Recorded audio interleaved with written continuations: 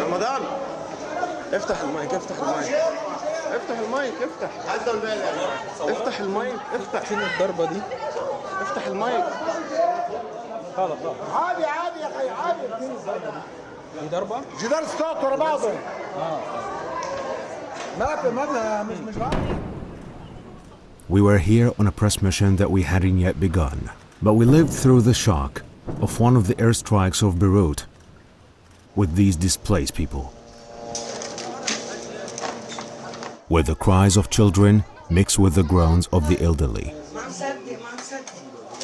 In these cold corners, nothing expresses alienation more than eyes waiting for relief amidst walls filled with the stories of pain. We are living on edge, constantly anxious. Any moment the strike will come, any moment it will pass. It's incredibly difficult what we're going through.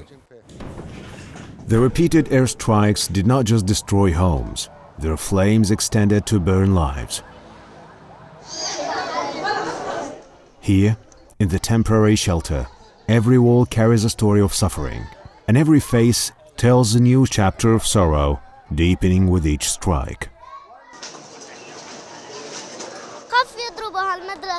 I'm scared they'll strike the school and I'll die, or my family will die, or something will happen to them, or something will happen to me. This isn't right. My family and I, we all need to stay together.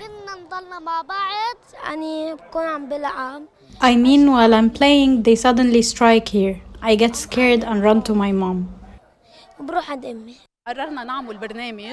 We decided to create a program to reduce this tension and help the children express what's inside them and speak. We focused a lot on drawing, especially for the kids who can't express themselves verbally. They started expressing their pain on paper and they eventually began talking about it. Children here sleep on the edge of nightmares, and families try to shield themselves with fragile hope for tomorrow. But the sound of planes turned this hope into a distant, almost unattainable dream.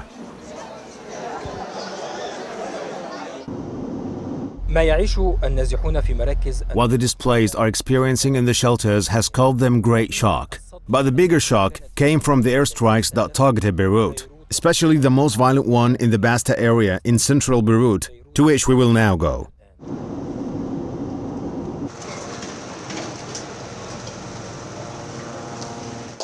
Here, where Beirut once stood as the capital of life, it now appears to be a city sinking in the silence of ruins.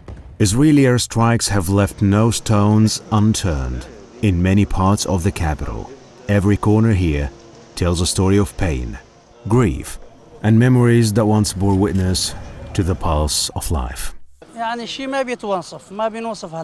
It's something that can't be described. You're sitting in safety at home, and suddenly a missile or two hit.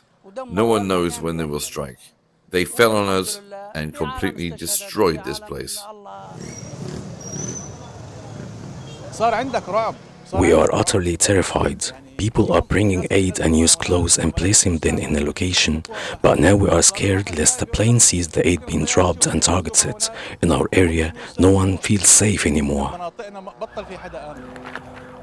In the southern suburbs of Beirut, where destruction has become the language of the land, buildings have turned to rubble.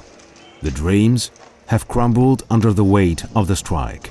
The echoes of war still resonate in every alley, and every stone holds a memory of a life that once was.